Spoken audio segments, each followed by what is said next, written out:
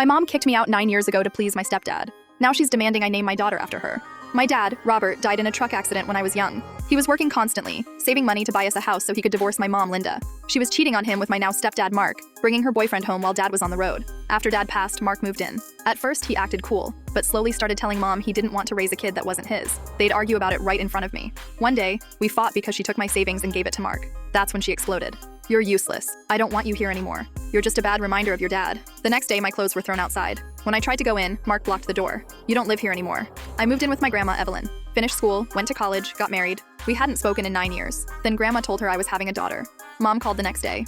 "I've always dreamed of having a granddaughter named after me. I'm happy my dream will finally come true." "I'm not naming my daughter after you," I said. "That's ridiculous. Everyone respected the tradition. It's your obligation. You don't mean anything to me anymore. Since you want to be difficult, I'm coming to your house to settle things and demand my rights." She hung up. Grandma called right after. "Your mom's serious. She's on her way." Honestly, I wanted her to come.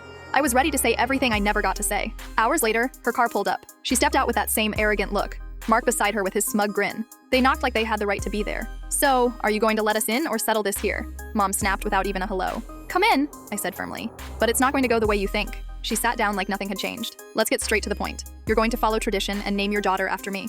I laughed bitterly. "Do you have no shame? After kicking me out, calling me useless, taking everything I had, now you think you have the right to demand anything?" She looked shocked. "I'm your mother. You owe me respect." "What tradition?" I cut her off. "The tradition of destroying your own family? You chose him over me, even when you were cheating on my dad. Remember that?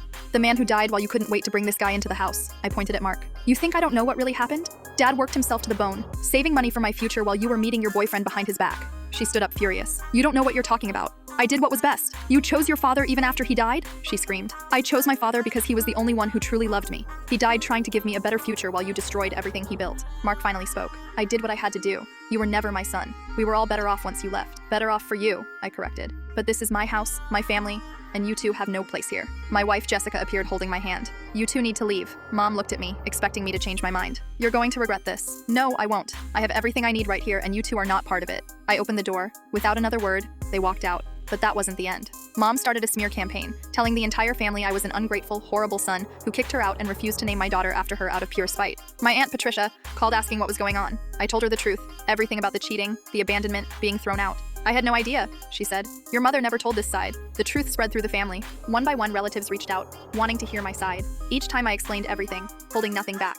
The turning point came when my grandmother, Evelyn, the most respected family member, called me over. "I want to hear what's really going on," she said. I told her everything in detail. She sat in silence, then said, "I knew something was wrong. Your mother never wanted to talk about what really happened. Now everything makes sense." Grandma confronted my mother directly, demanding answers. For the first time, Mom had no escape. My mother hasn't spoken to me since, and honestly, I don't miss her.